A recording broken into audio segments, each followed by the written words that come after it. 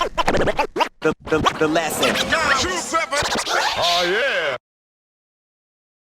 Andy and Brother D from Dawn Raid Entertainment in New Zealand. How you doing, fellas? Yeah, we're real good. Talo for lava and kia ora, bro. What's up, Sanchez? Thanks for having us, brother. Nah, no worries, man. Thanks for jumping on. Look, legendary story. I had the pleasure and the privilege of catching the movie before it's dropped. All I can say is wow. Thank you. I'm going to watch it again. Yeah. I only got to see it once. Now, before we get stuck into everything, just tell us a little bit about the movie, when it drops, where people can see it, that sort of thing. Well, before we even get there, Sanchez, I want to say a big thank you to you from our family, the Booyah tribe in LA. You did a story on our brother Monster Ganja. So just publicly we want to say, hey, that was a massive look, and it got picked up by all the US DJ Vlad and blogs and things like that. So that was massive to come from Australia and put some love and shine on Monster Ganja and the Booyah Boys about the Eminem situation. So thank you. What a great platform. Moving on to the movie.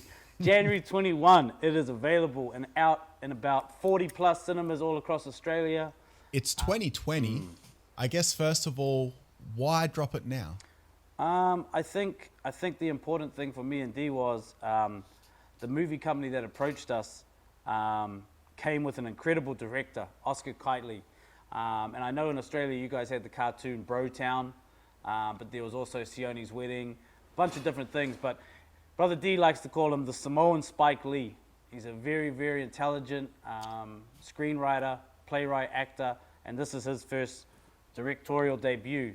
Yes, so maybe D, you want to talk about that? Yeah, no, Oscar, why this time? Probably because, 2020 is a bit of a shit-ass year for a lot of people, And, this movie, for us anyway, it's an uplifting story. It's an encouragement story. It's a, it's a story of brotherhood, going through the goods and the bads. That's what the story is. And, I guess we wanted just to, with Universal and also the GFC Films, just wanted a clear path where we can just put it out without, without anybody, with anything affecting it, and just hopefully be an encouragement for our communities. Nah, no doubt. Well, look, man, like I said, great movie. I think it's going to have a fair bit of influence and impact, here in Australia, obviously in New Zealand and across the world. Thank you, bro. Pretty inspiring story. And look, before we even get into the whole Dawn Raid thing, I wanted to bring it back to even before that. Now, the two of you guys both grew up in South Auckland. Correct. Yeah. Now, from my understanding, South Auckland is a bit of a rough part of New Zealand. Is that correct? Well, it's our home. The media gives it the shit ass. They write only about the bad things that happen in South Auckland, but nobody ever shines a light on the goodness of South Auckland. At the end of the day, we are people, just as much as there is in the other more affluent areas of Auckland. So, we wanted to shine that, put that shine on South Auckland, let people see us for the goodness, rather than the negativity that's been portrayed in the media about South Auckland. And it's a hip-hop thing, Sanchez. It's part of our story that there's these unique neighborhoods all over the world. It's a very integral part of hip-hop, and the parallels between Compton and Los Angeles, Queensbridge in New York, Mount Druitt over there in Sydney in Australia. Like there's always going to be a community that's marginalized everywhere in the world, and that's what South Auckland is, I guess. And it's fitting that there's a hip-hop story that goes along with that for our label Dawn Raid in the movie. And then so, like, when you talk about, growing up in a marginalized community, for you guys in particular, how was it for you guys growing up, like in your teenage years and then, going into adulthood? Yeah, it's, all I know is, we don't get the opportunity that the other areas get. We don't get that look in. Music-wise, no major label will come and look for our artists out in South Auckland. And so, through all that, we find it hard as well. And so, the only other way we can do is fight back, and by what I mean by that is, we start our own labels. We develop our own artists, in the way that we feel. Not too long ago in New Zealand music industry, they didn't know the hip hop sound. I remember when we used to go and do shows, and they'll have these rock engineers, and none of them wanted to ever put bottom ends on our music, and they used to be so tinny, and they used to upset us all the time. But that's because that's all they knew. And so with us coming into the market and us bringing this our own unique sound, everybody had to learn. Everybody had to sit up and wake up and realize that, it wasn't just about scrumming guitars and high frequencies and screamings, and songs and whatnot. But, there was a sound that was coming out that was influenced heavily by hip hop music from America, and, given the Polynesian and Māori twist that we did with telling our stories to that type of music. And I think, the thing about South Auckland, Brother D was a legend in the community long before the music. He was a legend in the streets. It's also, a part of the hip-hop culture that he was already a leader before he had done music. And I think when I met him, I was only a young man. He was already an older, established guy in the community. So I think we had a super solid foundation. We were friends first. We were just hustling in the streets. We were friends, and we were at school learning all these great business things, and which you can see in the film, by the way. But South Auckland was fun, first and foremost. It was home, man. We just have so much magic memories. It's just that there really wasn't any rules in South Auckland. Once you went outside, it's on you to do whatever you want to come up with. So, living in South Auckland is like any other hood anywhere in the world. So was it difficult? I mean, first of all, Brother D, now, according to some research, you were the leader of the Booyah tribe in New Zealand? Yeah, I wouldn't say I'm a leader of the Booyah tribe. However, my brothers and I, and also a couple of other families, we got inspired by Booyah tribe music, and in the Booyah tribe family. And we saw back there in the 80s that there was these guys with long hair and brown and big noses just like us. And, these guys were competing in an era where, it was Dr. Dre and Ice Cube and, and Eazy-E. And so, we wanted to follow them. We wanted to emulate them. We were inspired by them and what they were doing. And that's when we knew that we could take our music to that level as well, and be able to put it on, in what we call, I guess, mainstream, and let it, let the masses hear it and decide how good we were. Yeah, no doubt. So you guys aren't actually related to Booyah tribe, like Brother D. You're not related to Booyah tribe. Booyah tribe is more of a big influence. Yeah, correct. That happened. I can say it on behalf of D. It's like the Booyah tribe in New Zealand was a street crew. Influenced by them, but then over the years we linked it up, if that makes sense. So the DeVoe family in Carson, California, when they came to New Zealand, we linked up and made that connection so that it's one big family. So that Booyah New Zealand and Booyah LA is all connected around the world, and that's how we got Monster Ganja, who was their nephew. And so the music and the touring, the Booyah LA realized there's a whole Booyah family in New Zealand. So for the last 20 years, it's been one big family, but the 10 years prior to that, two separate things. Monster Ganja came to New Zealand, I think maybe 03, touring with Yuckmouth and Corrupt and Tech Nine and all those guys. So then we see him as a Samoan and go, hey man, we're the Booyah tribe New Zealand. That's how that came about.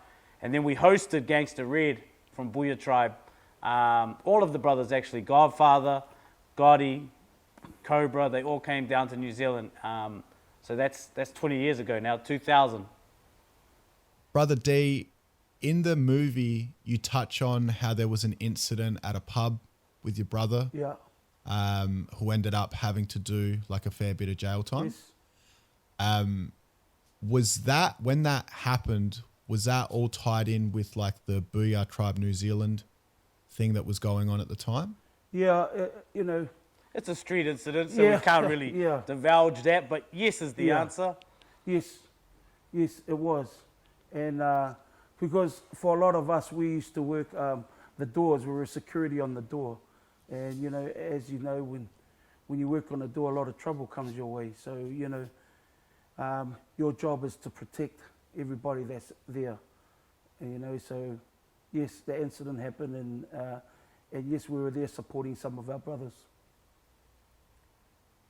Now, in the movie, correct me if I'm wrong, but I think it said that your brother caught a life sentence due to that incident. Now, in Australia, a life sentence is 25 years. Yep. In America, I think a life sentence is like actual life. Yeah. In New Zealand, is it the same as America or Australia or I different? think life sentence in New Zealand is 14 years, but I could be wrong.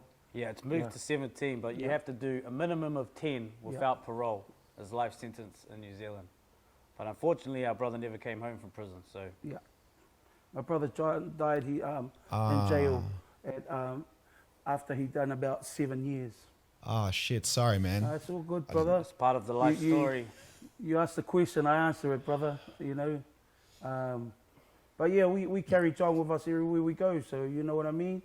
You know, he was, you know, him going to jail was a catalyst of, you know, of me changing my life and, you know, trying to get this whole Dawn Raid thing on board with Andy, and you know, hence why we have the movie.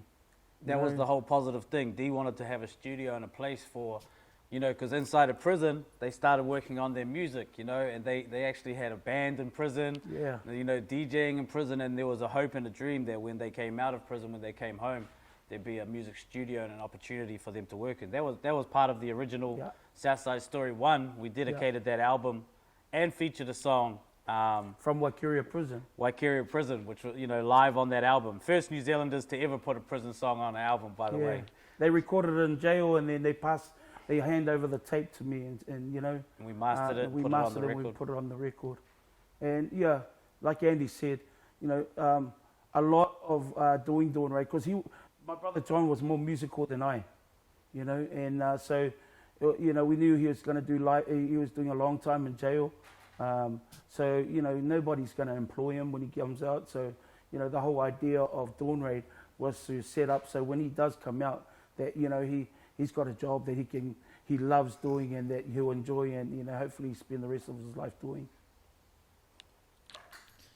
Man, and I mean, look, if obviously we don't have to talk about it if you don't want to, but are you able to tell us how he passed away in prison? Yeah,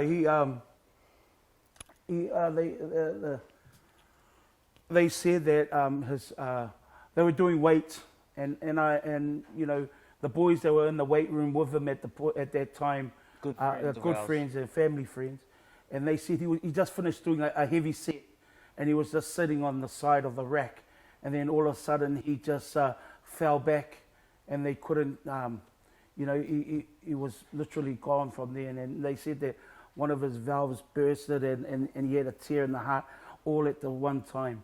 So They were lifting heavy weights, Yeah. you know, it's prison. They're weightlifters. It was like a 200 kg bench press. Yeah.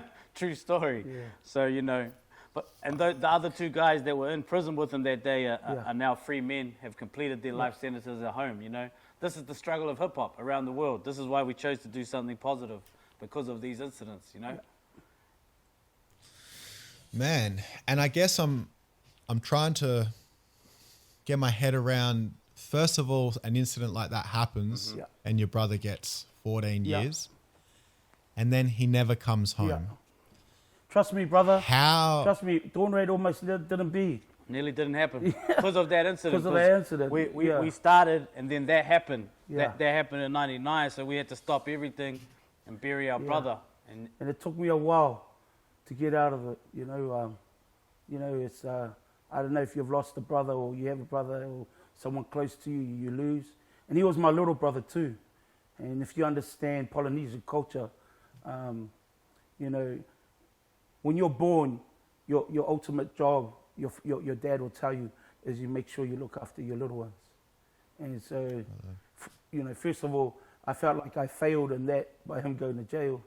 and then he dies, you know, and there's, I don't know, there's even more failure. And so that time was a real hard time and a real hard period of our life.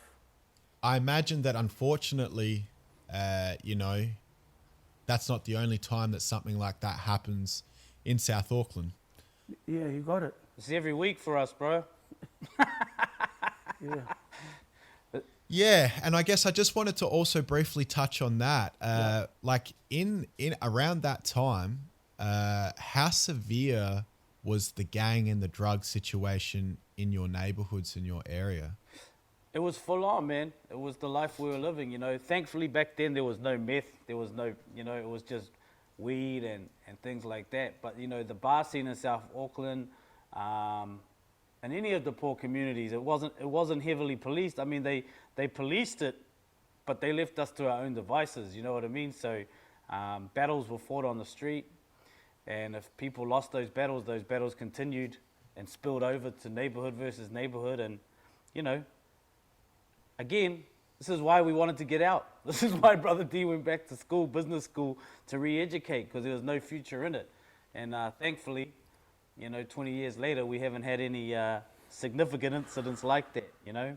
But it's a daily struggle because, you know, it's like the movies. Just when you thought you were out, they pull you back in. Anything can happen at any time in any community, you know. It's like... Yeah, it's like any community around the world, bro. You know, and it's really... And the problem is like the media grab hold of it and they highlight it. And so, you know, the kids of the neighborhood, you know, try and gain reputations from that, you know. And that's, you know, that's where it gets a little bit out of hand. You know, every kid coming up, you know, wants to make his own name. You know, they want to make their own claim of, you know, of their hood, and you know these established gangs in each of those neighborhoods, and so you know, sometimes, you know, the young people, it's an easy out for them as well. You know, some of them actually choose that life. You know, but yeah, it's just one of those things. You know, it is what it is. Yeah. When that incident happened, did you guys already know each other, or you hadn't met at that point yet? Nah, I met D like 4 years later. That happened in '92. I didn't meet Brother D until 1996. So, but the first time I met John was in prison, you know, on a visiting day. So, nah, like I said, Brother D lived 3 lives. He was a legend before the music. Long before the music, he was already a legend. So when I met him, he was already leader in the street, but he was also in a new and exciting rap group called Lost Tribe, which was part of Urban Pacifica Records. So we had a taste of success with the song. Remember How Bizarre, OMC? Biggest. You'll know it. As soon as you hear the song How Bizarre, you'll know it. It's a massive pop hit around the world. That came from Otara and from a family called the Fuimanas. And so we had already seen that happen. And D was a part of all of that already the day I met him. So, you know. So then I guess between 92 and 96, before you guys had met, Andy, what were you doing in that time before you met Brother D? Man, I was I'm going to say a little shit, you know. I was a criminal in training, you know. I was a tagger. I was into, I guess you would say, petty crime. I was in another crew back then, and I was kind of, when I look back at it now, I just had a lot of energy, you know. Maybe I had ADHD, I don't know. But everyone would tell me I was really intelligent and smart, but I just made bad choices, right? But, you know, the first time I ever made money, I was only about 10 years old. And as soon as I made that money, I loved it. I loved the street life. I loved getting whatever I wanted. I loved having new Jordans and doing all those kind of things. So I went on a bit of a bad path. I got put on anger management. I had to go on like PD training, which is like pre-prison training, you know, cutting, you know, like work, labor in the forest, all that kind of stuff. Just always getting in trouble. And then there came a point where my father disciplined me.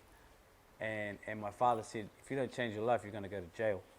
And he said, I don't know what to do with you. And then I was like, well, you know, I'm really good at making money. You know, I should go drop out of school and do this business course at Polytech in Otara.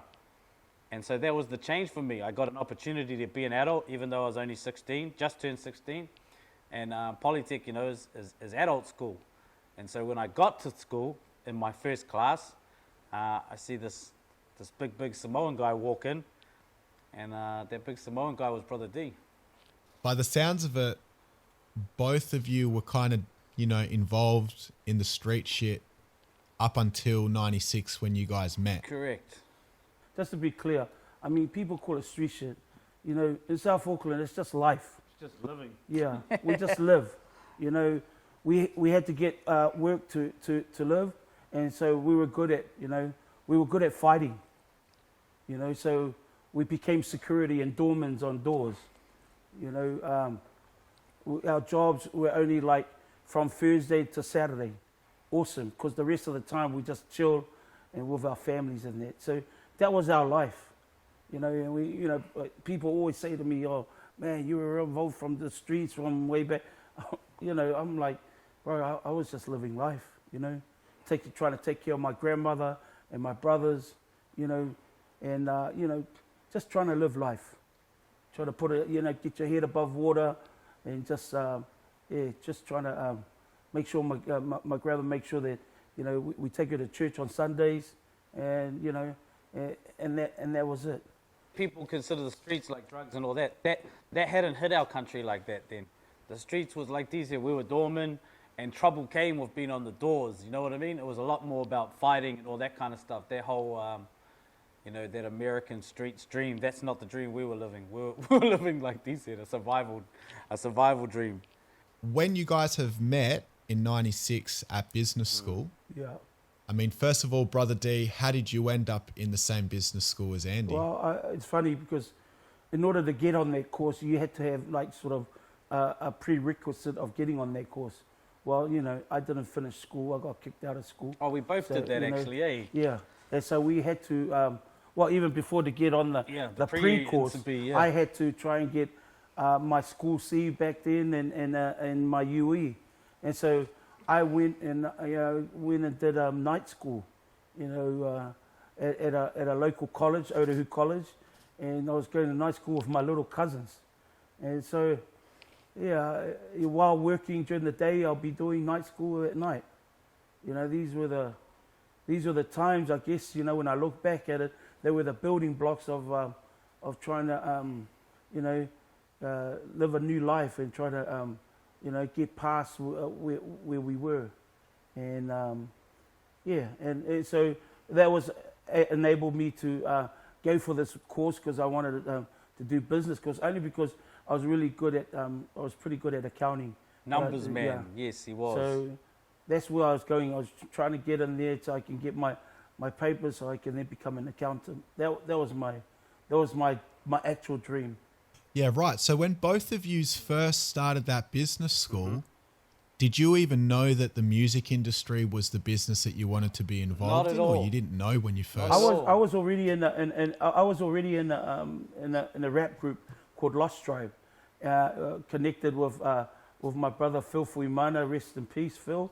And we had a label called Urban Pacifica Records. So the music and the label and then we used to tour around the country.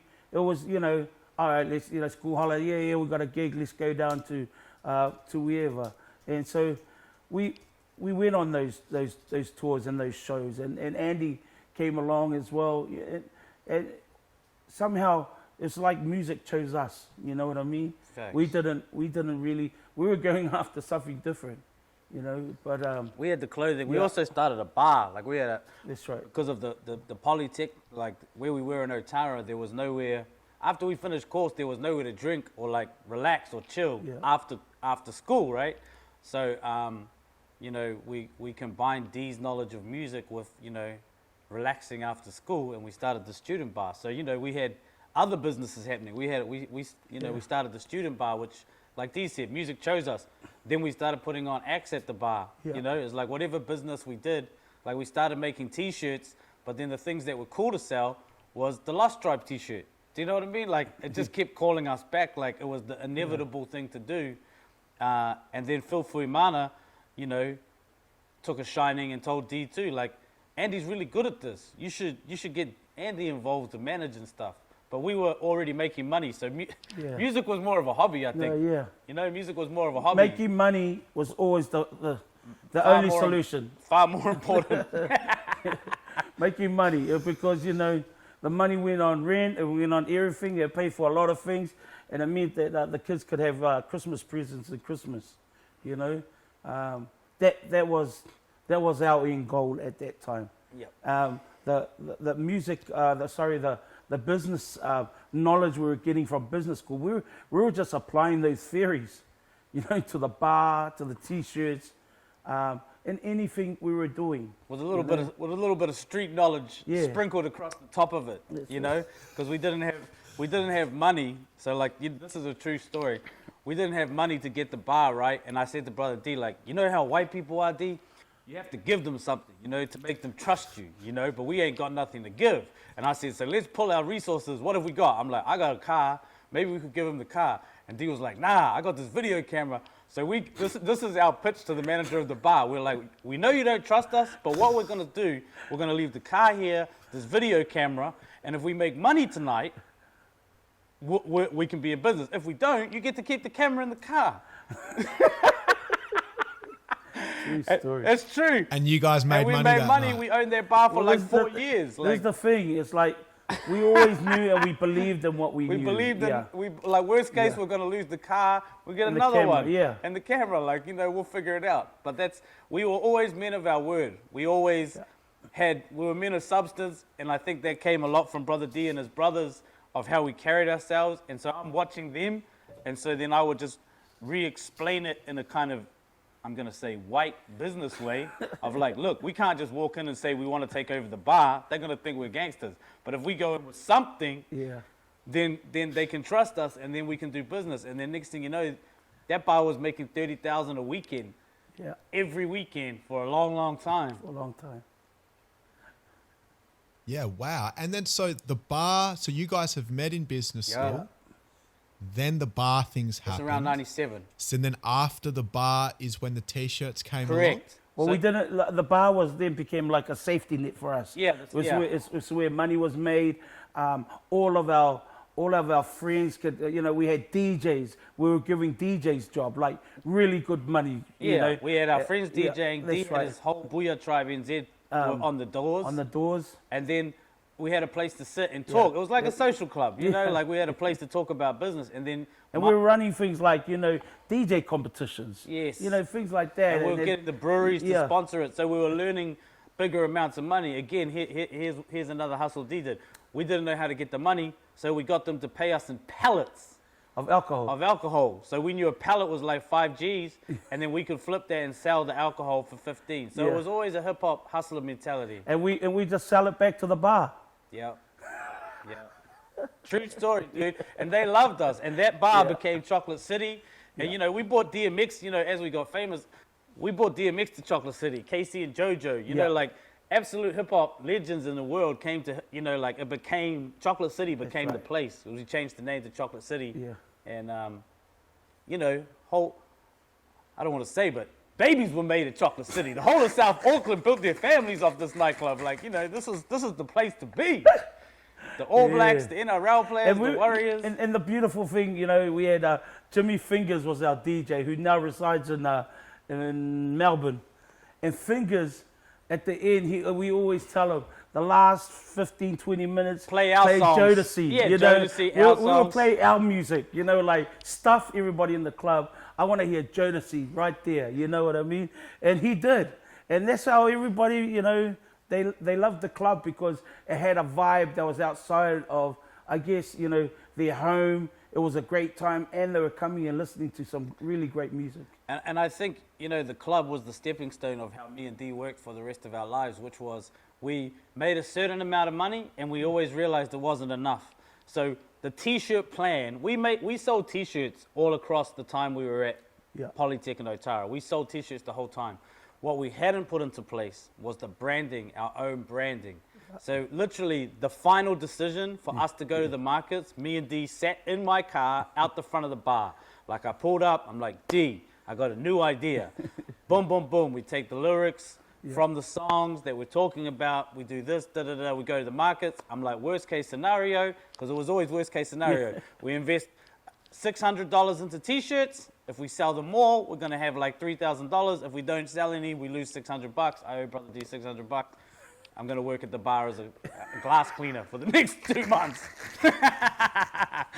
You know? Yeah. But we did it. Me and my wife went to the markets and we sold out. We flipped that whole 600. And when that started to really take off, you know, I knew that my time at the bars was coming to an end, because by then we made the decision to start Dawn Raid And do the music. Register and the company. and do it seriously. You know, like I said, you know, we did a lot of things before we like that's what I mean by the music called us. You know, and there was great people there. You know, the great Phil Fuimana was there. You know, he had all these young creatives. You know, they were called the AKA Brown, a girl group called Moesna. You know, Day Hummel. Yeah. You know, he had a group of great creatives that were there, and you know.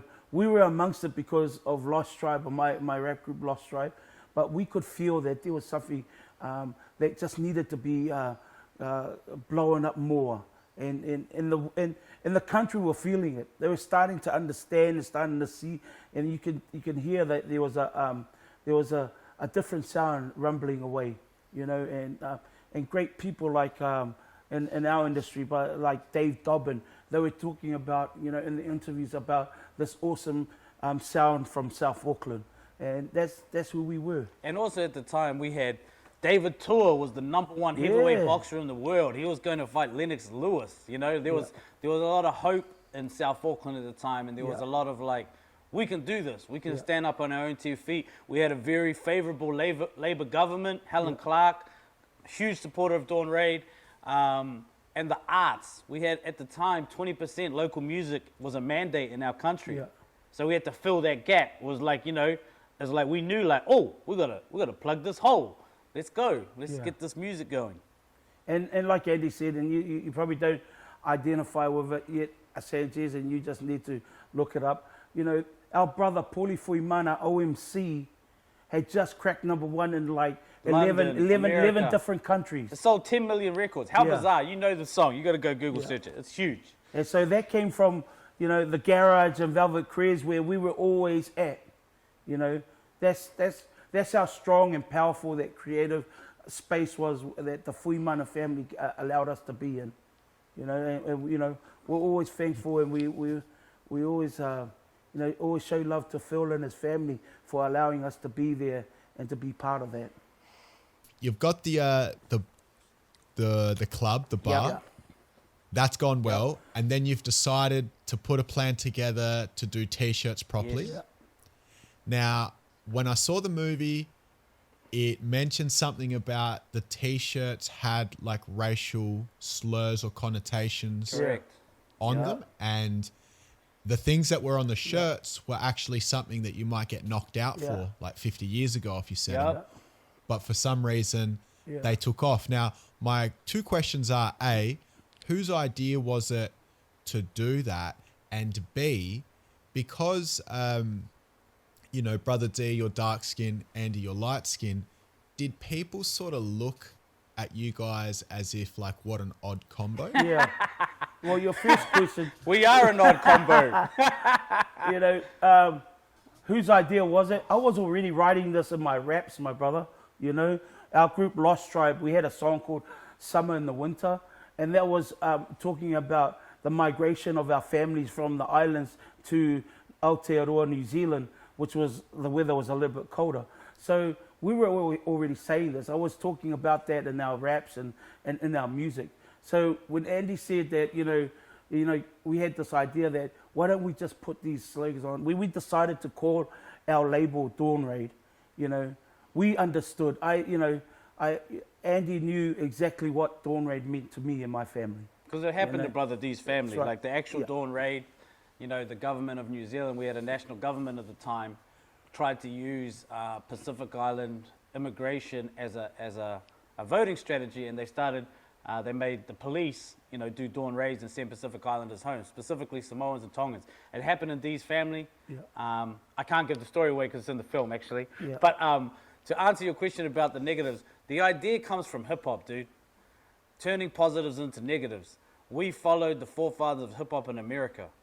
We just did it in our community. So it's just like reclaiming a term that's thrown at you. That's just a hip-hop thing to do. It wasn't a fresh idea from Andy. It was a hip-hop idea. Yeah. We were hip-hop students. We're doing That's right. exactly what they were doing, putting your name backwards, calling myself YDNA. That's not our idea. That's from America, But what we did is we applied it to Polynesia, to New Zealand, and we had words like bunga. Well, that was a song, like Brother D said, 5 BUNGA, because there was 5 Pacific Islands represented the group. Tonga, Samoa, Cook Island, Niue, and Māori. Yeah. So this was part of, I hate to say the 4 elements of hip-hop, but it really was. We were just adapting it to New Zealand. And those negative slurs were not slurs that we made up. These were slurs that White people. Palangi people made up in the 60s and 70s. Like what? Like coconut. There you go. Like bunga.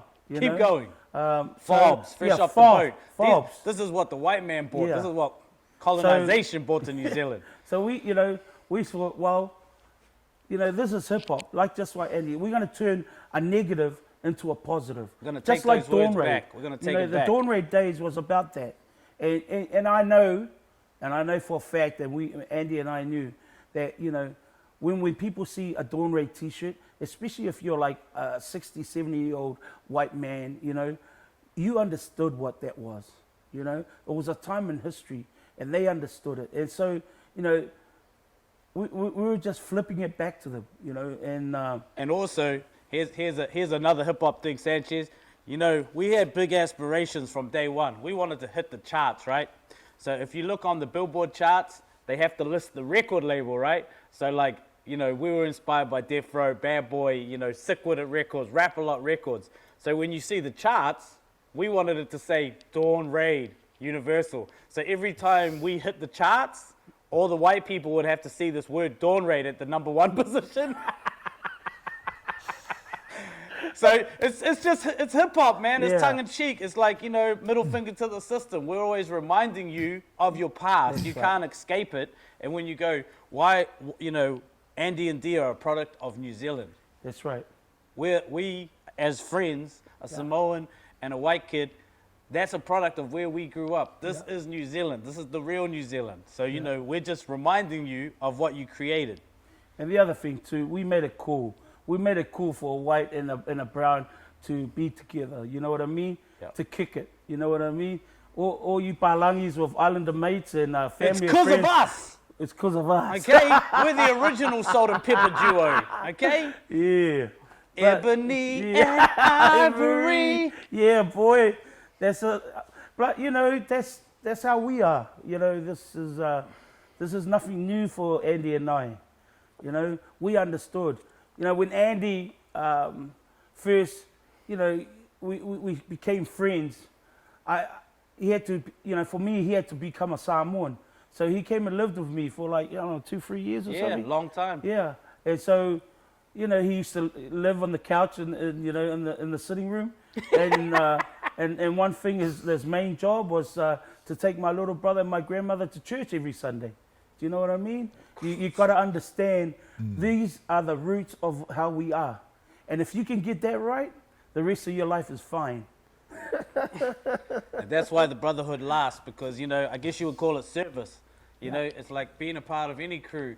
If you don't know how to serve, you're never going to be able to rise to the top. So, again, another good hip hop, we are part of the system we believed in. We found a culture that worked for us, and it was hip hop. Yeah. Thanks to the Mighty Booyah tribe for inspiring us, right. because they were brown MCs, they were Samoans, and we were in a Samoan neighborhood, so it was just natural progression, which is what's happening in Australia right now, right? Yeah. That's what you got now with the drill rap. It's like all the poly kids hanging together going, well, who are we? What's our voice? Next minute, You're like, who wants it? You know what I mean? Shinks and He shivs. shakes his shoes. what New Zealand hip hop was really popping around that, mid to late 90s before you officially launched Dawn Raid? Before us, there was an amazing group called Damn Native. Upper Hut Posse. Before Damn Native, Upper Hot Posse. Yeah. So, Moldy hip hop. Yeah. Zane Lowe from Apple. Yeah, BBC. Urban Disturbance. Zane Lowe was a big producer in New Zealand, and Zane, he doesn't claim this often, but Zane actually produced the majority of this album, Damn Native. And there was a song in there called Behold My Cool Style. It's it is the greatest New Zealand hip hop song. Yeah. And it sort of And video. And it kind of set the benchmark for us. And there was Shay Fu, and Shay Fu was a god MC. Just come from a super group, Super Groove. Super Groove, and he was just huge. Shay Fu was a Niuean brother, and he was just amazing to us. And this is when Wu-Tang had just popped off. It was like '96. It was very, very New York hip hop driven at the time, between '96 and '98. Timbs and all that. It was very much on that. And but yeah, Damn Native held the torch. Another brother by the name of DLT and Shay Fu. But where we fit into that story is they all signed then to the major label called BMG. Yeah. Lost Tribe signed to BMG, and we got the B-side single on the 12-inch vinyl of the biggest New Zealand hip hop song at the time called Chains. So we had a nice little bubble off that movement. Yeah, if you get the 12-inch version of Chains, there's the Lost Tribe version with Brother D's voice. Lost Tribe, Shay Fu. Yeah, and so we it was moving, bro. Hip hop was moving at the time. What they didn't have was they just didn't have an underground version, and that's where we came in. Ah, okay. So then you guys have officially established it in '99, and that's obviously because you realize that you've made a bit of money and you need to pay your taxes and do it all pro. Now, if you don't want to tell me, just pass. But are you able to tell us how much money you guys actually generated off T-shirts that made you just go, we really need to take this pro now? Yeah, we can't disclose. We'll have to get the caravans of money buried in the ground in the mountains. Every Tom and his dog will be out making T-shirts if we told you that secret. We'll get sniping tomorrow. We're still in the hood, bro.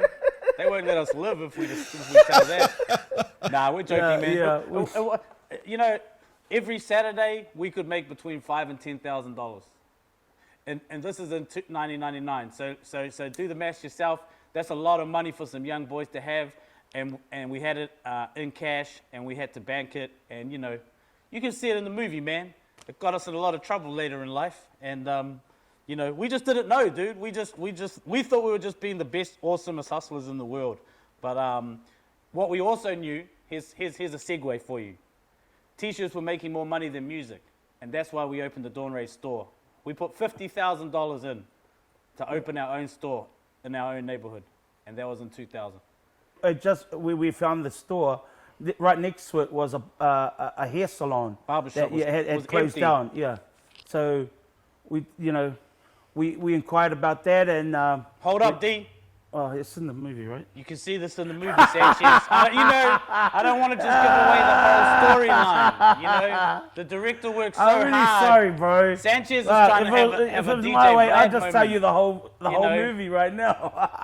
Man, Universal's gonna sue us for this interview, bro. Sanchez, you gotta relax. You gotta really relax, bro. All right. Well, no, you guys pull the reins when you need to. So. Just before you launched the Dawn Raid store, how many weekends were you at selling T-shirts? Like in that year or 2 year period, were you there like every Saturday? Every Saturday, 6 to 12. 6 to 12. How many weeks in a year, Sanchez? And that's yeah. But remember, we did Saturday and Sunday. Yeah. So that's 104. And you got to remember the Christmas period. Yeah. Christmas They were a little bit more. There was the biggest day we ever had was like Saturday before Christmas. 35,000 in a day in 6 hours. Yeah. More than selling drugs. Not that I know, but I just we just heard about it. You know what I mean? It's a good business. Yeah. And then, okay, so when you've decided to launch the store because you realize that this is a great, business move for you guys, were you a little bit nervous launching a store I guess, in the hood where it could get, people could rob it. Oh, hell break no. into It's it, our proudest that sort of moment, thing. bro. Nah, It's we the didn't proudest we moment. didn't think at all about the robberies, Yeah. or anything like that. We were just like, we're gonna be kings of the neighborhood. And if you know the location, the bar and the shop and the barber shop are all within 400 meters of each other. Yeah. So it's the hood dream. We were having our Master P moment. We're like, everyone in the hood has to drive past our shop every single day. We didn't think we'd get robbed. We thought our reputation in the street would, hold us over. But again, you can watch that in the film as well. We were wrong on that one. Now you've got the store. Yep. And a barber shop and a nightclub. And you've still got the Yes, club. we do. And this is around This is 2000? 2000, the year 2000. Yep. Okay, cool. So now that you've got those three things in place and everything's, moving nicely for you, then Dawn Raid as a label has put together the Decepticons. Yeah, so Southside Story 1 came first that year. 2000 is the critical year. Southside Story 1. Yeah. And we had a massive launch party, and on that album was a group called Chaos. And the album didn't take off like we thought it would. But music became the sole focus. So it was in 2001 when we went to make Southside Story 2 that the group Chaos introduced us to their cousins, and their cousins was the group Decepticons, which had Savage, Miracle, Alphas, and Devolo. So it was 2001 when Decepticons became officially part of Dawn Raid. So that's off the back of the introduction from the guys from the first release. Correct. And they were there on the sidelines too. Like the whole time we were doing Southside Story 1, Chaos was the cousins. So they were always bringing Decepticons along.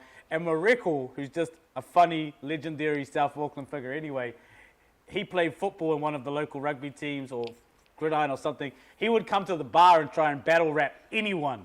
Like, I have so many drunken memories of teenage Miracle out the front of the nightclub. He was too young to get in, but he would just turn up and try and battle rap whoever was walking out of the club. So, props to Miracle, bro. Greatest freestyler ever from South Auckland. Yeah. Now, he, out of the Decepticons, when they've signed in 01, at the beginning, would you say that he was kind of like the standout of the group? He was the standout of the Yeah. group. He was the standout. He was the standout Without a doubt. I mean, just as an MC. Yeah. There's hip hop. And then, so what is it that you guys think made him the standout? Was it just the MC No. skills? At the or time, was there other... and at the time, New Zealand and Australia hip hop, the people that were doing it, we were actually pretty well linked. Like we knew the Obese Records guys, we knew Hijack and Torture, we knew.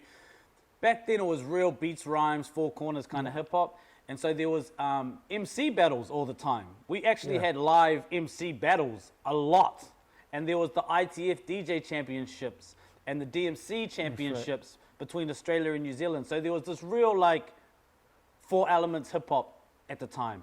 Miracle won 5 Battle for Supremacies back to back, and he rapped against Damn Native members. He rapped against the best in the country, and he just smoked everyone. So he did this in a very short period of time. Between the years of 2001, 2002, he was 5-time battle champ. Like it wasn't just us saying he was the greatest. He was crowned the greatest, and everyone saw it.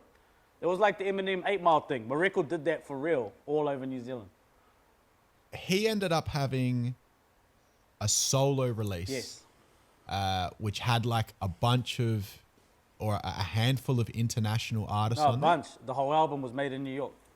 Fallen Angels came first. Oh, no, before that was the Decepticons album. Yeah. Before Miracle went solo, we did the group album. That was 2003. Decepticons group album was the first album when we signed. So we did for 2 albums independently, Elimination.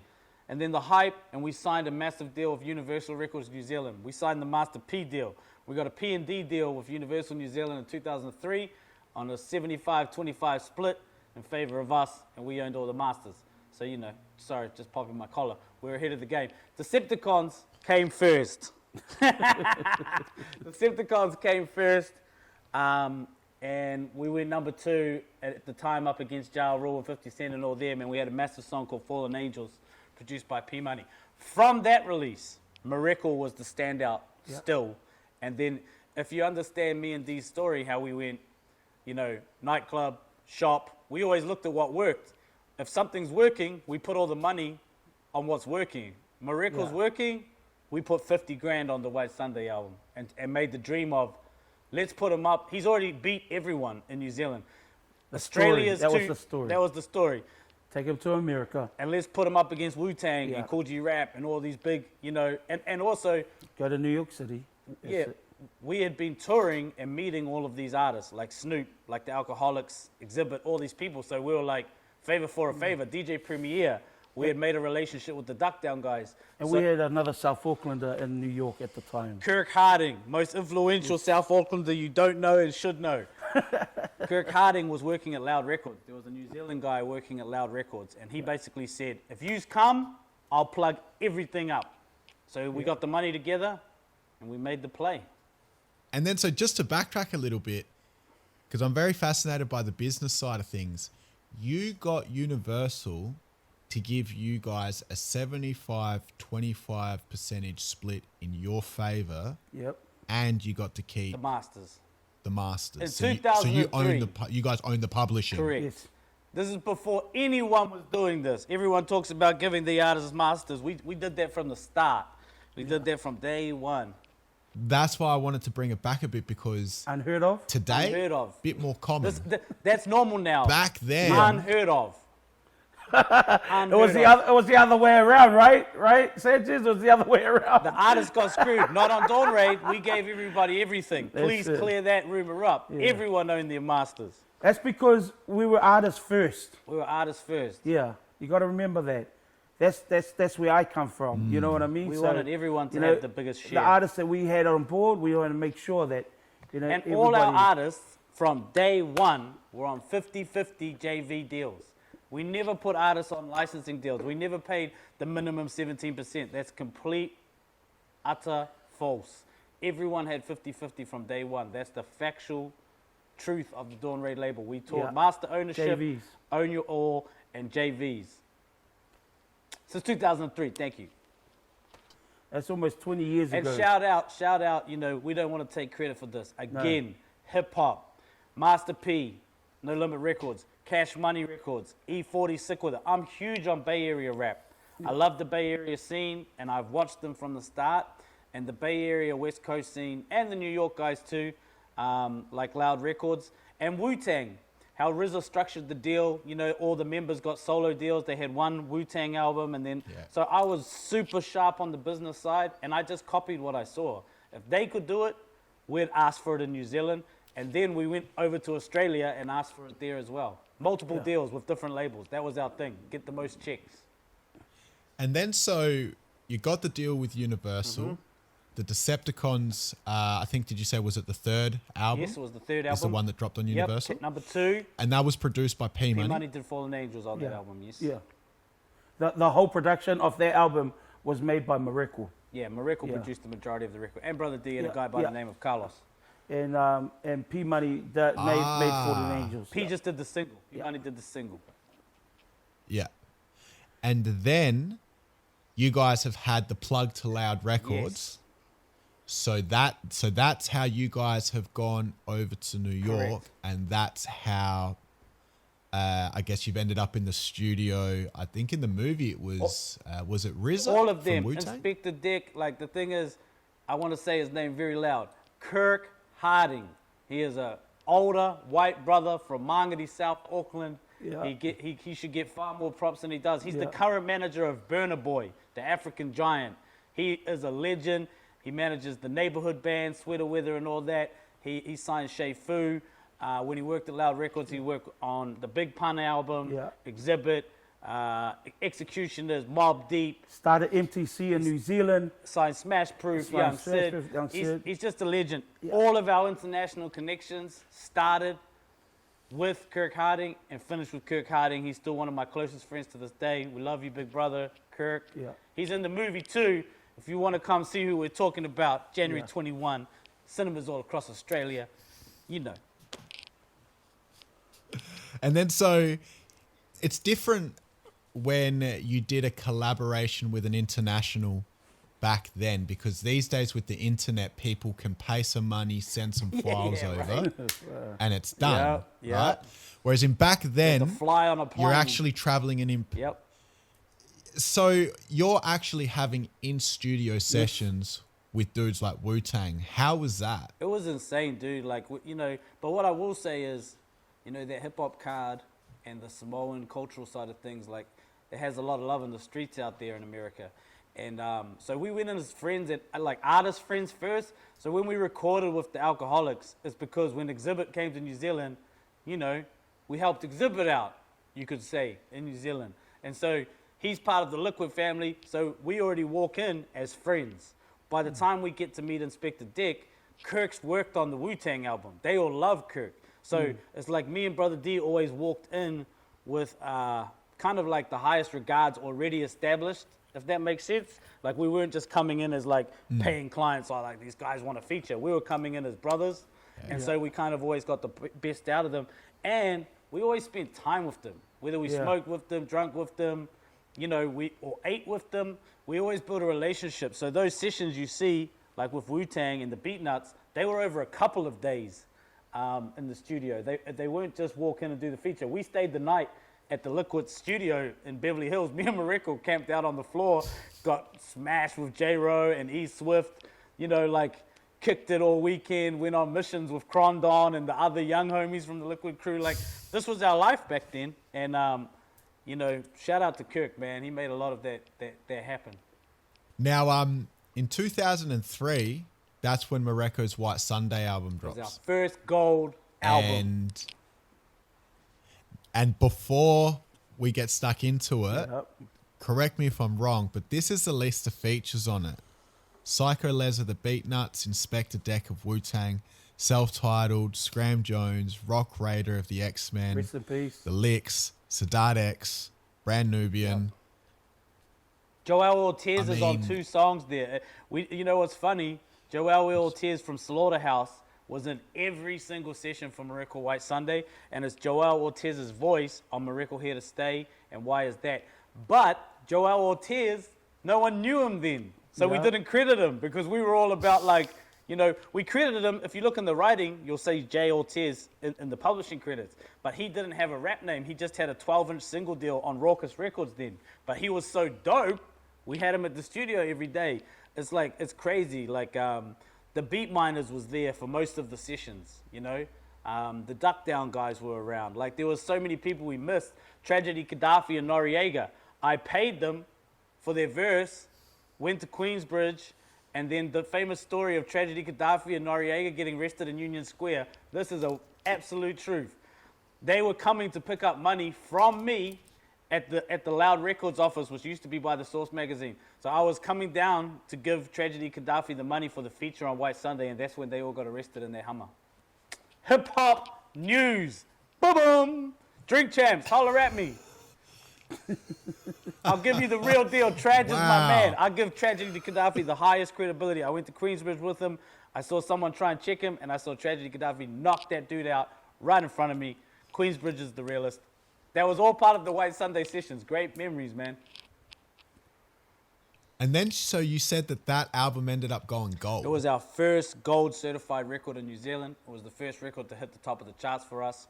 And we had 2 gold singles, Miracle Here to Stay and Stop, Drop and Roll, which was Miracle featuring the Decepticons, produced by P Money. And it went on to be one of our classic Stop, Drop and Roll. It went on to be one of our big classic records. We did a remix with Scribe. And, you know, for me and D, we won. You know, we came home with the gold. And it was our first, you know, successful record on a national and international level. We released it in Australia through Inertia. Yeah, right. So then you guys have basically come home with a slam dunk. Yep. And now I'm guessing at this point, the momentum's really kicked in. The momentum is through the roof. And New Zealand hip-hop is at a boiling point, and along comes our brother Scribe. On a different record label, it goes 5 times platinum and is like the biggest rapper since sliced bread. But because we're all friends, Scribe jumps on the Stop, Drop and Roll remix. Scribe puts Savage on the Not Many remix. And then next minute, like in true hip-hop fashion, Who's the next hottest guy? Savage takes all the steam and goes to the front of the line as the next hottest rapper from his feature on Scribe's album. So you guys have, got this gold record. You're stoked. Then Scribe drops. Different label. And Scribe was on P Money's label. P Money's label, Is that Dirty correct? Records. The number 2 Yeah. top label. So you guys are homeboys. You guys are competitive. What's the sort of vibe, relationship status at that point between all you guys? Dawn Raid, P Money, Scribe, Decepticon, Savage. Is it all like we're all homies. a homeboy? We're all we're homies all at friends. that point. Yeah. At that point, it got a little bit tricky later on, but at that point, we all just for the love of New Zealand hip hop, and we all followed the journey. Scribe took Brother D and the whole Decepticon, Savage, and everyone on the entire. If you Big know, Day Out. in Australia, Big Day Out was the biggest festival. If you got the Big Day Out festival, you're a superstar. And they did the whole, I think, 2004 Big Day Out tour It was together. like eight dates. Yeah, all homies, P Money there, so everyone there. It was all love, It just got tricky a little bit later as like all stories, money and business and things get involved. Then in 2004, you guys got offered some sort of mobile phone deal. Yes. Boost Mobile. So can you tell us a little bit about that? Because that was still, mobiles were still pretty new in Australia. I think they only really started popping in like 01. Yeah, Saatchi and Saatchi, one of the biggest agencies, advertising agencies here in New Zealand, they come up to our office and they walk into my office and they show me this this booklet they have that they did focus groups with young people, and on there was the 10 top things that the youth were into, and at number 1 was Dawn Raid. And so they said they had a client that needed help, and they said the market that we have is the market they wanted to enter into, and would we come up with an idea that could that we can help each other out with, and they'll pay handsomely for it. So you know how you hear that chirp and you can chirp back, the Jay-Z? We were before all that. We did national endorsements. First was Run DMC with the Shelto, and then it was Dawn Raid with Boost Mobile. Please put us in the history books. Call somebody. Check the facts. Yeah. Now, again, me being me, and you don't have to answer, but you mentioned that you got. Did I mention that, nice that's in the deal. movie as well? That is in the movie, Yes. D. Yeah, okay. You're Sorry, yeah. correct. All Which is right. in Australian cinemas. Yeah. All across the country. Yeah. Okay. Now, what's not in the movie is, are you able, when you say that you got paid handsomely for it, He wants the are number. you able to I give us guarantee more you. detail? Sanchez, you've been a real hip-hop interviewer right now. It's always about the money with hip-hop. Yeah. I mean, there was rumors that it was $500,000. There was rumors there was a 7-figure deal too. There was a rumors I that it heard. was multi-million-dollar deal. I'm just going to say we didn't have to pay our phone bill for a long time. Well, for more than 2 years, because there was a clause in the contract that said if you want to do this again, Saatchi and Saatchi or Boost Mobile, It was a rollover there's a clause. rollover clause. A rollover Message. fee. Okay. Message, kids. Rollover clauses. Yeah, and so, which means, a lot of money, not only just for Dawn Raid, but all our friends. Savage, Miracle, Scribe, Addies, Askew Aradna, did all the graffiti graphics. artists. Yeah, Everyone everybody. had a cell the phone. B-boys, the B-girls, everybody was in the ads. Yeah, It was an epic time. yeah.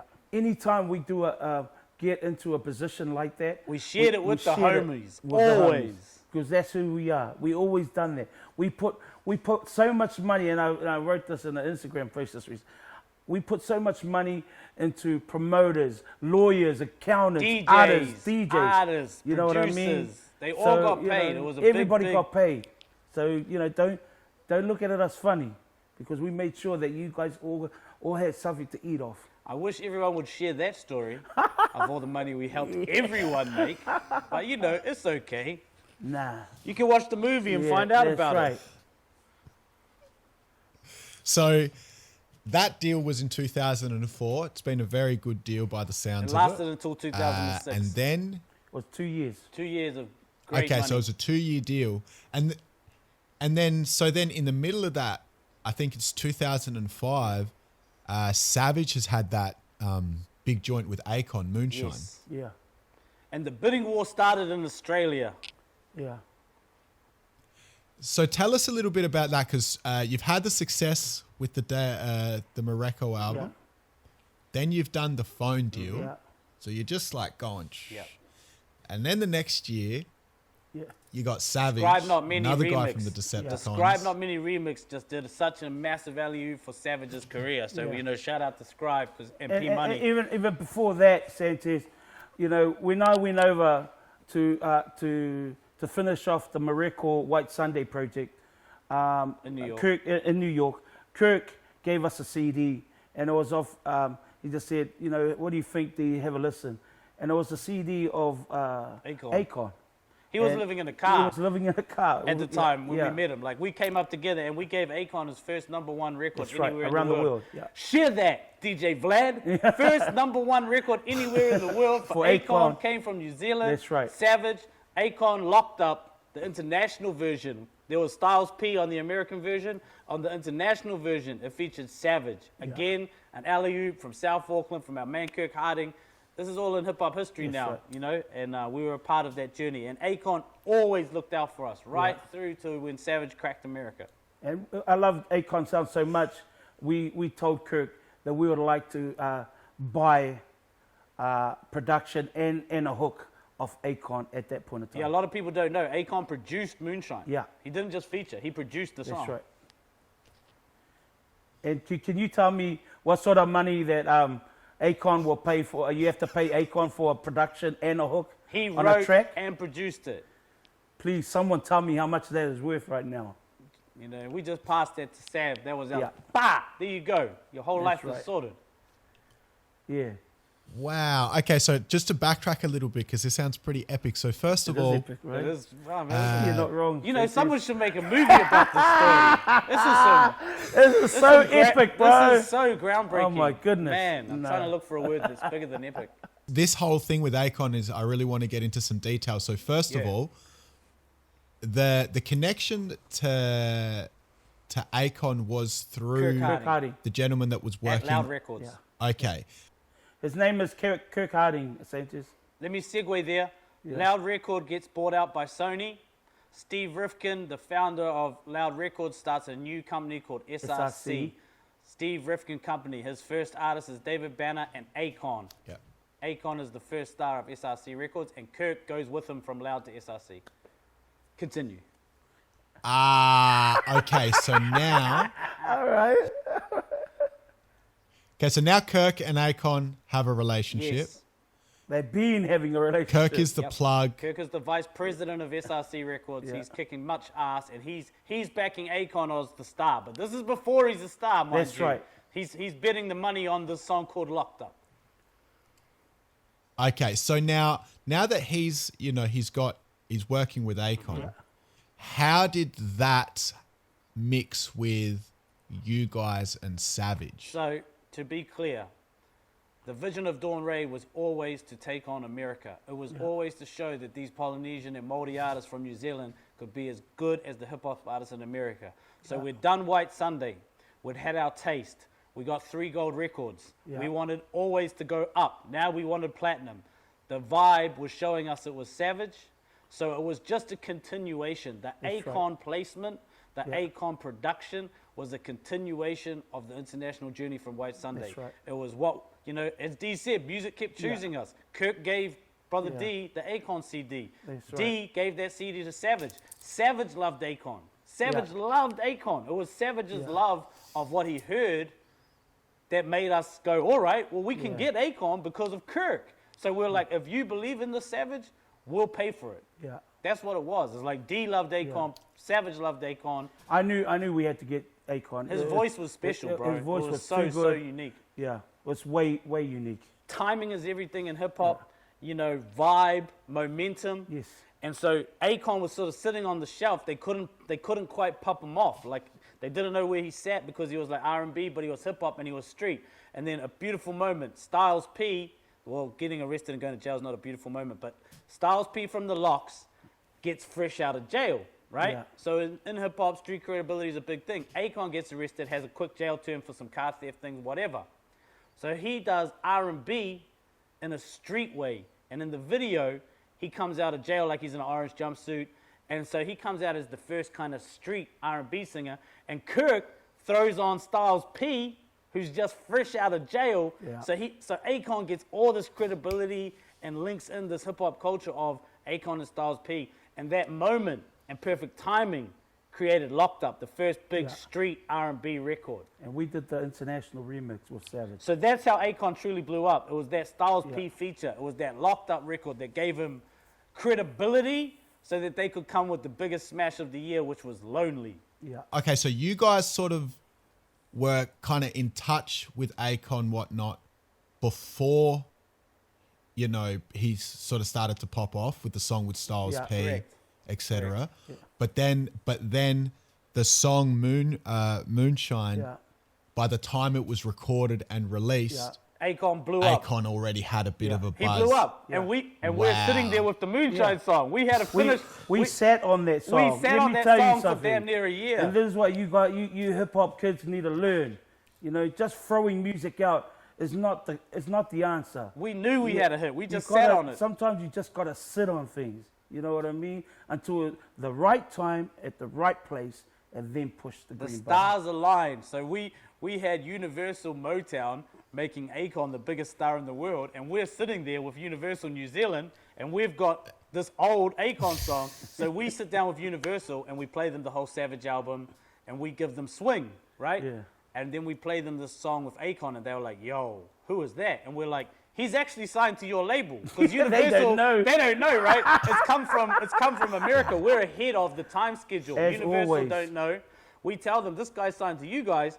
If you give us X amount of dollars, and the amount was $50,000, if you give us $50,000 because of our relationship with Kirk and Yeah. Akon, we know we can fly to New York and we'll get him in the video. Yeah. This has never been done in New Zealand history. That's We've right. never had an American certified hip-hop star be featured with an artist, a Samoan artist, Pacific Island artist from New Zealand ever in the history.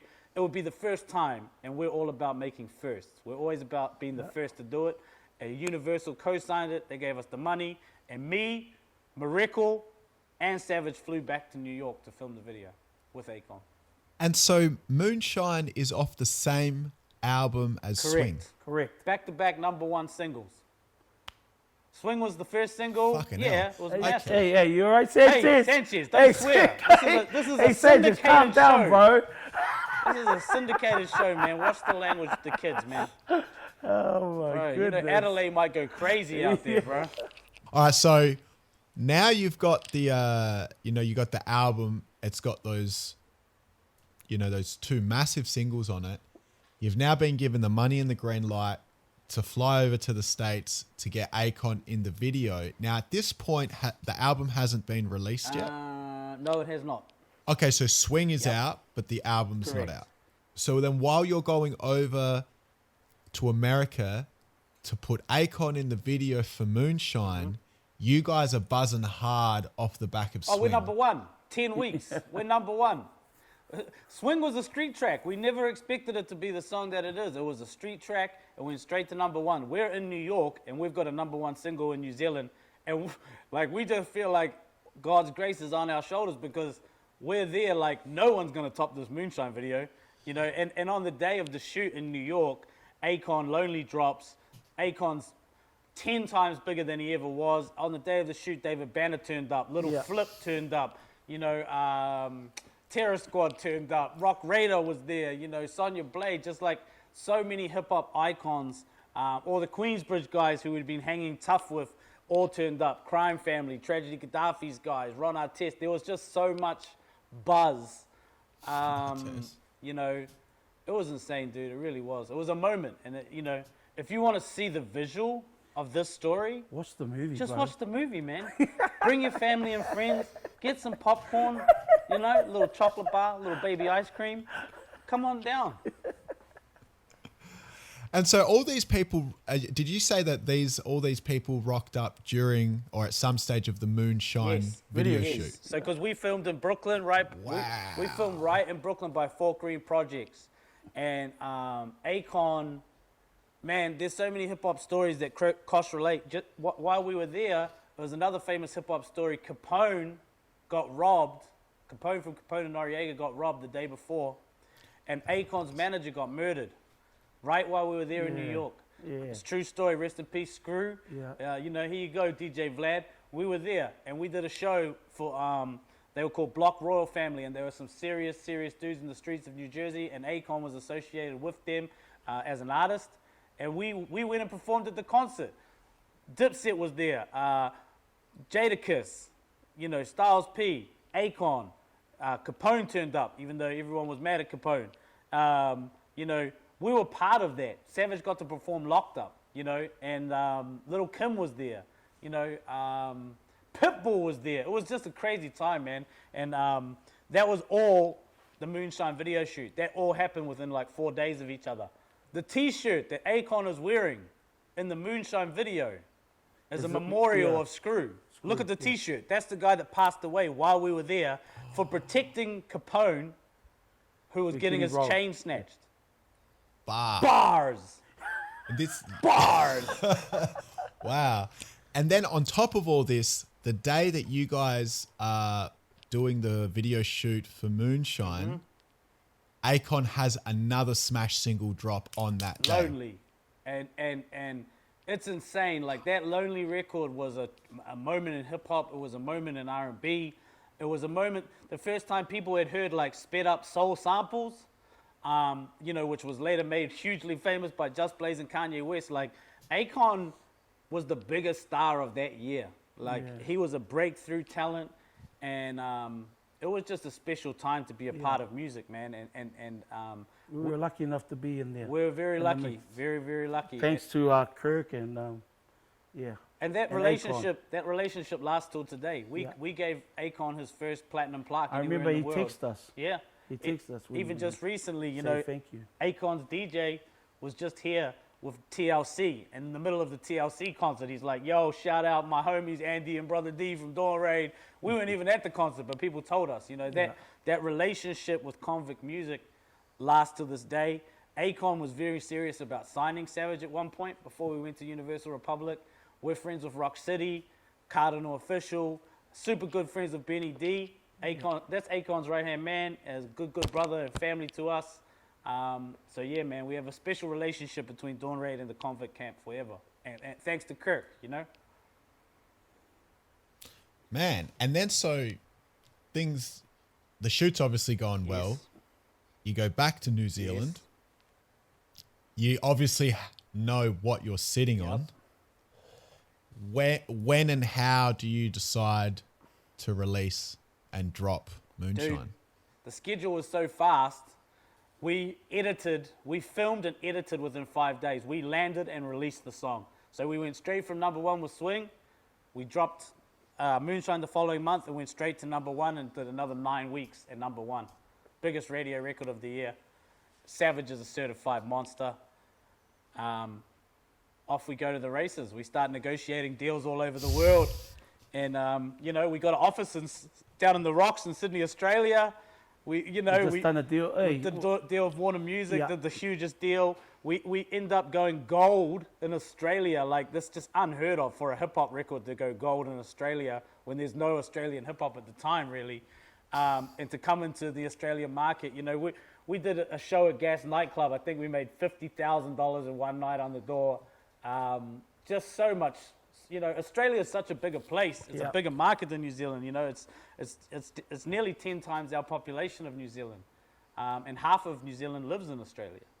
So you know, it was a massive moment. Was our clothing in Foot Locker then? Yes, and we did a national deal with Foot Locker Australia, dude. Yeah. We had Dawn Raid singlets, Dawn Raid sneakers in Foot Locker in 2005 to 2006. It was $1 million deal. You know, like, we love Australia. In around that 05, you know, period where you guys have dropped Moonshine and now you're doing deals, you know, in different countries, Australia being one of them. Now you guys, you know, as you're saying, had some great success here in Australia. What I find interesting is that around that 2005-ish period, Australia and hip hop in Australia was having its own little beef of the American accent versus the we were right in there. Yeah. We were right part of it. Yeah. And that's what I want to ask you guys. So when that was happening in Australia, you had like there was a duo called Weapon X and Ken They were our homies, good friends of ours. That's our boys. Yeah. Yep. And they were kind of like, you know, respectfully speaking, put as the poster boys of fake accent, American I accent. didn't know that at the time, but that's our homies. Yep, go. And then you had the, you know, Aussie hip hop scene, which was the guys that were rapping in the Australian Obese accent. and all that. Obese Records. Yeah. Yeah. Yeah. Now there was other guys as well as Weapon X and Like Ken Hell that 1200 used the Techniques, American accent, but Infer and them. Infer, yeah. there's another one, but they're the main ones that come to mind Good because friends from as memory well. at that time they were the ones that were getting slammed the hardest Yeah, for it. right. Now in that Jay West. was Oh, another Jay one. West, that record. I remember that. He was a basketball player. I remember that record. Yeah. Yeah. So in that time, just the accent, there was a whole kind of like little beef thing going on here with that. And I kind of felt like those guys that were rapping in the American accent at that time weren't getting the same success levels here as the guys that were doing it the Aussie accent way. However, you guys in that time, because New Zealand hip hop has got the US accent, were still able to break through Australia at a time where Aussie hip hop wasn't really accepting I've that. got a real easy answer for that one, Sanchez. The people from New Zealand have brown skin, my brother. Samoans and Māoris, you know what I mean? And we have American Samoa. If you understand our culture, most of the Polynesians that come in the Polynesian diaspora come from Samoa and Tonga. We have American Samoa. So if you actually speak to Pacific Islanders, there's an American twang on all of their accents. And then you have all of the Samoans and Tongans that go to Hawaii, which is an American state, and then move to Los Angeles, right? Get in trouble and get deported. So if you live in South Auckland, you're surrounded by Polynesians with actual American Samoans, Samoans with American accents. It's part of our culture. If you go anywhere in the Pacific Islands, because you have to learn to speak English via television. You have to learn to speak English by the American soldiers. So we're then raised on hip hop in the streets where we speak slang. Where do we get our slang from? Hip hop records, the G Code, Ghetto Boys, NWA. So when we did it and come across, that's actually our natural. That's how we sound. I mean, you're interviewing us now. It's a messed up version of South Auckland slang, Polynesian influence, the deportees from Los Angeles and Hawaii, all mixed in together in South Auckland. But most importantly, what you're seeing authentic street dudes, brown-skinned dudes from South Auckland. I think that was a different thing than the white kids from Australia.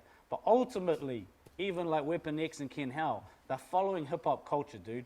I think it got blown up way out of proportion because, yes, there's a clear Australian accent, but even just doing hip-hop, you're taking a culture from black culture. You know what I mean? And you're making an interpretation of another culture. So I think that I understand it too. Like, you can't just rap in a completely different accent. But I don't think those guys, I know Weapon X and Ken Hell, they were rapping like their real life stories. They were good guys. I think it gets blown out of proportion a little bit, my personal. But, then there's some people that are just hella corny. So I get it, both sides. I remember that time we had some visitors from Australia come up to the office. One of them was Brother Hal from Coolism. Yep. He came up. And Maya Jupiter. He too. They were struggling with that as well. Yeah. And the only answer I could give them was like, Be I'm yourself. sorry, but this is just who we are. You can't, we're not trying to be like anything. We're just trying to rap records, you know what I mean? Yeah. And that's all it was. Shout out to brother Jay Reason. Jason came over too, you know what I mean? And, Reason. Yeah. And he too. And I'm like, I took him in the car and we went for a ride. I'm like, This is look, South dude, Auckland. this is South Auckland. This is how we live. What you guys going on about doesn't even come onto our radar. Yeah, what You you guys talk about what in you guys Australia are doesn't- arguing about and on the net and trying to challenge each other, we're trying to live. You know what I mean? We can't give two shits about accents and that. It doesn't matter to us. So once they saw what it was in South Auckland and knowing that, bro, they understood it and they went back and they were talking to those people. I think that's when like the internet came alive, right? That's another good point too, dear Sanchez. We knew about that whole issue. So you know what we did when we signed our massive deal? We flew over the Melbourne Age, the Guardian, Yeah. Urban Hits magazine. That's right. One of the big street press back then, I can't remember. We Yeah. flew over like 10 Australian press. That's right. And we drove them around South Auckland. Yeah. We made them party with us at Chocolate City. Yeah. We showed them what it's like to live here with cousins from Compton and Long Beach. Yeah. And like seeing a Samoan that has never seen Samoa, has just grown up in Los Angeles as a Compton Crip and now lives in South Auckland. These are our cousins. These are the people we live with. To see Yeah. our influences are very real. Does that make sense? And then they reported on that. They reported on the Dawn Raid label from New Zealand in all that Australian press. But we still copped it, bro, of course. You know, the whole time we had the skip hop, you know, army going against us. But the thing was, there was all these Polynesians, the first generation of Polynesians, you know, the sons of which became the drill rap kids. They were just getting to Australia. So we had our own fan base in Australia. Yeah. Of ex-Kiwis and Pacific Islanders, you know? And they had our back. So, but to be fair, we were cool for Beast Records. We knew the Hilltop Goods guys really well, you know? Like, we knew all of them. Info was our man, 1200 Techniques, all of those guys. Again, in that period where you guys have started venturing into Australia, did you guys sign DJ Peter Guns and Yes, we Tickles did. at some Yes, point? we sure did. Fresh off the boat, Yeah. DJ series. Yeah. And then we got sued. The Australian government sued us. So can you guys talk a little bit about that situation? Well, Guns and Tickles, see, what everybody's got to understand is we did everything for our people first. Polynesians first, yeah. Polynesians. Guns and Tickles had these remix CDs that they, you know, that they were slanging, and it was huge in the neighborhood. Fresh off the boat Yeah. series, like the Australian community might not have known, but Yeah. in the Pacific Triangle, from Hawaii to Los Angeles, South Auckland, New Zealand, huge. Yeah. They were huge in our community. That's right. And so our first move to Australia, we needed to sign an Australian act. Well, Guns and Tickles were the first ones. Peter Guns and know? Tickles were Yeah. And, Dawn Raid we- Australia. They made it happen. We did an album, and we talked to Warners at the time, Yep. and we told them about the boys' history and how they get served and that, and we worked out a way where they could do a legitimate street remix album, Yep. and where they can work on paying off the fines or whatever it was. Yeah, so, hey, this is so trippy. Australia, man, some serious government over there. So the boys were the first guys charged, like, you know, DJ Drama got charged with CD bootlegging and all that. Peter Guns and Tickles are the first guys charged with this in the world of hip-hop. They should go down in history. They're my brothers, and I love them. Yeah. So when we signed to Warner, we go, look, we need the biggest tracks in the world. We need 50 Cent at the time, Ja Rule, Ashanti. We need all of that. We need the biggest thing you can do. This will be the biggest mix CD in the world. Warner are like, let's go, let's do it. We tell them about the case, and they're like, we've moved on from that. It's a hip-hop thing, cool. The other major record labels, Sony, Universal. Now remember, we didn't sign with any of them. Yeah. Everyone offered us a deal. We went with Warner. Guess who sued us? Universal, Sony sued us for the royalties from Peter Guns and Tickle's Street Dreams. So we get a cease and desist or pay all the records over. Yeah. True story, man. I love Guns and Tickles. They are the pioneers of the Polynesian mix CDs. Fresh off the boat, That's the right. All-Stars, Motto, all the boys, like they should get so much more props. That's because right. In Australia, like you really had some go-getters in those guys. The All-Stars. Like before Nino Brown, and shout out Nino, that's our homie too. But you know, Guns and Tickles are the original. They were servicing our community. Yeah. That's what they were doing. On a global level. Yeah, on a global level. Across all of where the Polynesians lived, I don't think anyone in Sydney and that knew how big those boys were. Now, in that mixtape, obviously, all your big commercial hits at the time have been used, and because they weren't cleared, you guys basically got sued for all the royalties. No, we got cleared. Those were cleared. Let me explain it. Yeah. Everything was cleared. Yeah. It was completely legal. But it was Universal and Sony just got to be in their bonnet that these former bootleggers were now making legitimate money. That's right. So they sued us for not Dawn Raid share, not Warner's share. They sued us for Peter and Tickle's share of their royalties. It was not illegal. It was completely legal. Yeah. They sued us for their royalties. They were not allowing the boys to get their royalties. It had to go back to their old case. Yeah. That's the absolute truth. And we spoke And we spoke with Guns and Tickles about this. Yeah. And we were asking, are you guys cool with this? And they said, yep, Yep. no problem. Because they too wanted to do it legitimately. Yeah. So you know? everyone got paid. There was no. Yeah. 50 Cent was like Universal cleared the CD and then sued for the royalties, the boys share, just to like stick it to them. Wow, Yeah. just because now they've found a way to make legal mixtapes and make the Dude, money. Peter- They didn't have a problem with you guys. Nah, they just had with a the problem boys. Yeah. with Tickles and Peter Guns, and that's That's it. it. And So everyone got paid except those Yeah. two. That's why I'm saying we need a hip hop charity for raise money for my brothers. They need their flowers, man. They took the L for hip hop, But you know what? Till this day, Tickles and Guns are still Family. performing. You know, they're Family. still, they're still DJing. They're true brothers. Legendary Yeah. brothers, man. Always part of Yeah. our team. Me and Tickles got arrested together one time. That's my guy, bro. They're legit as it comes. Yeah. Yeah. Shout out to Guns. Guns and Tickles. And the Guns especially put on our first ever tour of Straight Australia. from South Auckland, and It we was made called Straight from South six Auckland. figures. It was crazy. Yeah. We got shot at. Shout out one. I won't name the gang that shot at us, but they shot up Gas nightclub in Sydney. Yeah. But, those were some great times. We loved it. Hey, you want to hear a funny story about Snoop Dogg though? So at the Gas nightclub shooting. I think it's in the movie, isn't it? Oh yeah, we can't talk about this. You got to watch it in the movie, mate. You got to see it. So after the situation with the mixtape, Yep. is A you Radner. released a female artist? That's right. And when you guys first put her stuff out, she did very well, didn't she? She did indeed. Aradna is the queen of the Pacific. She is the greatest female voice that ever came from this side of the world. First Lady of Dawn Raid. First Lady of Dawn Raid. But before that, we had an R&B group called At Ease, and she featured on their song Getting Stronger. It was her debut record came out and went #1. So she had big shoes to fill, and she definitely filled them and went on to be... We signed a multi-million-dollar deal with her with her song Wake Up. Universal Republic, the label that had Amy Winehouse. She is the queen of the Pacific.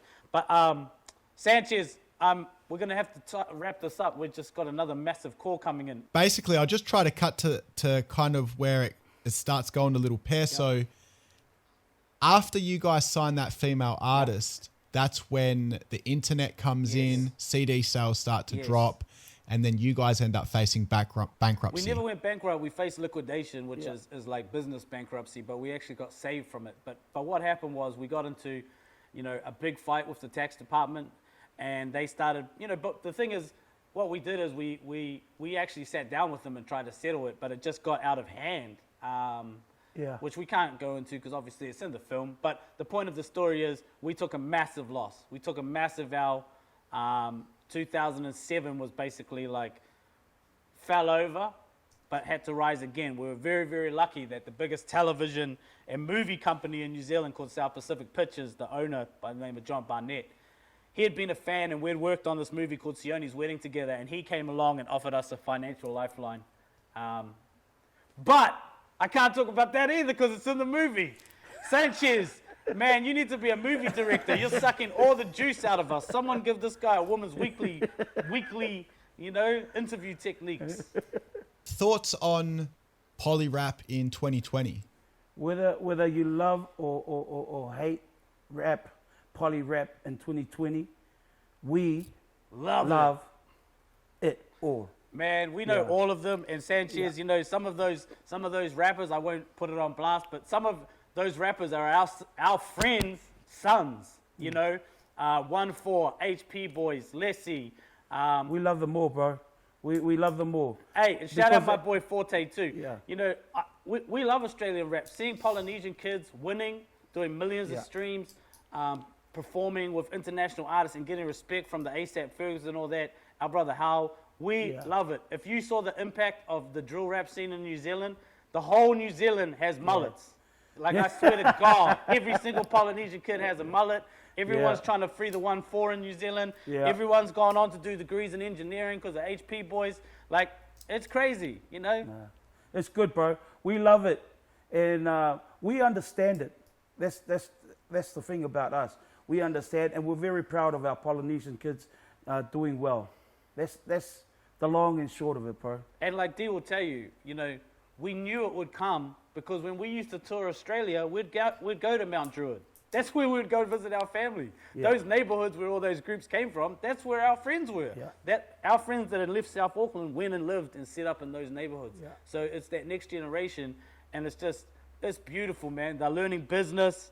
They're putting out their own records. Shout they're out independent. shout out to Hal, you know, Hal Beast for helping these kids and just informing them and letting them know about, you know, the business side of it all. Hooligan Hefs, Hooks. We know all of them, man, and we love it. I know a lot of them don't like each other, but, you know. But that's hip-hop too. That's hip-hop as well. Like, you gotta understand, you know, you can't blame the kids. Everything we've been showing is hip-hop battles. From KRS-One, you know, and Queensbridge, to Death Row and Ruthless and Death Row and Bad Boy. You know, to this day, Eminem and Snoop just started beefing last week. It's part of our culture. I think mainstream might not understand it sometimes, and sometimes people get hurt. But just like in politics and in any other field or in NRL, it's like the youth will do what the youth are going to do, and they always have. Yeah. Don't blame rap for it. Facts. The lesson. 927. Oh, yeah.